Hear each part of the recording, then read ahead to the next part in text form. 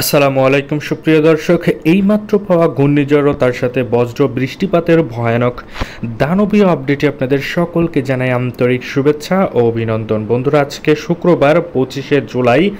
আজ সকাল 6টা থেকেই বাংলাদেশের বিভিন্ন জায়গাতে ঝড় বৃষ্টি তার সাথে বজ্রপাতের দেখা মিলবে। এছাড়াও সকাল সন্ধ্যা অবধি মেঘালয়ের সৃষ্টি হবে বলে আবহাওয়াবিদরা জানিয়েছে। এই সকল আপডেট আজকের এই ভিডিওতে আপনারা পেয়ে যাবেন, তাই দয়া করে সম্পূর্ণ ভিডিওটি দেখবেন এবং আপনি কোন জেলা থেকে আমাদের এই ভিডিওটি দেখছেন সেটা অবশ্যই কমেন্টে জানাতে ভুলবেন না। তাহলে চলুন আজকের এই ভিডিওটি শুরু করা যাক। ভিডিওটি শুরু করার আগে ছোট্ট একটা রিকোয়েস্ট, আপনি যদি আমাদের চ্যানেলের নতুন দর্শক হয়ে থাকেন তাহলে অবশ্যই আমাদের চ্যানেলকে এখনই সাবস্ক্রাইব করে পাশে থাকা নোটিফিকেশন বেল আইকনটি বাজিয়ে রাখুন বাংলাদেশ ও কলকাতার আবহাওয়া বার্তা পূর্বাভাস সবার আগে লেটেস্ট আমাদের এই চ্যানেলে দেখার জন্য। তাহলে চলুন এক নজর আমরা দেখে আসি বাংলাদেশের কোথায় কোথায় বিক্ষিপ্ত আকারে কালোযুক্ত মেঘের ঝড় বৃষ্টি হবে, এছাড়াও ঘূর্ণিঝড় আছে কিনা, কোন কোন এলাকায় আছড়ে পড়তে পারে এই ঘূর্ণিঝড় সেটার একটা বিস্তারিত আপডেট চলুন আমরা এক নজরে স্যাটেলাইট রাডারের মাধ্যমে দেখে আসি। তো প্রথমে আমরা যদি দেখি তাহলে দেখতে পাচ্ছি শুক্রবার 25শে জুলাই সকাল 6টা থেকে কলাপাড়া, মাথাবাড়িয়া, সায়েমনগর, পিরোজপুর, বরিশাল, মতিরহাট, লালমোহন, খুলনা, সাতক্ষীরার আশেপাশে দিয়ে ঝড় বৃষ্টি আছে বলে আবহাওয়াবিদরা জানিয়েছে।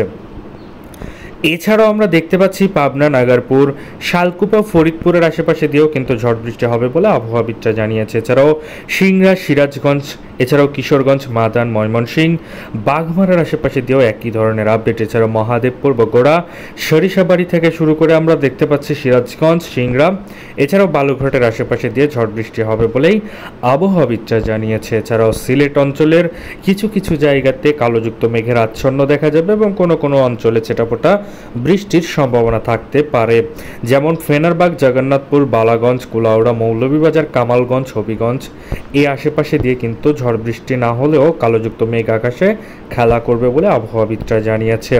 এছাড়াও দুপুর 10টা, 11টা, 12টা নাগাদ আমরা দেখতে পাবো ঘূর্ণিঝড়টি কলকাতা হয়ে আমাদের বাংলাদেশের দিকে অবস্থান করবে, যেমন খুলনা, বরিশাল, কলাপাড়া, মেহেরপুর, রাজশাহীর কিছু কিছু জায়গা, ঢাকা, কুমিল্লা, ময়মনসিংহ এবং চট্টগ্রামের আশেপাশে, এছাড়াও মহেশখালীর আশেপাশে দিয়ে কিন্তু এর প্রভাবটি পড়বে বলে আবহাওয়াবিদরা জানিয়েছে।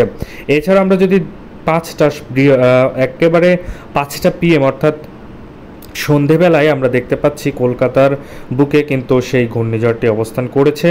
এছাড়াও খুলনা, বরিশাল, কুমিল্লা, ঢাকা, চট্টগ্রাম থেকে শুরু করে মহেশখালী, টেকনাফের আশেপাশে দিয়ে সেই ঘূর্ণিঝড়টি অবস্থান করবে। এছাড়াও রাজশাহী, মেহেরপুরের আশেপাশেও কিন্তু একই ধরনের আপডেট রয়েছে। সো আজকের মতোই ছিল ভিডিও।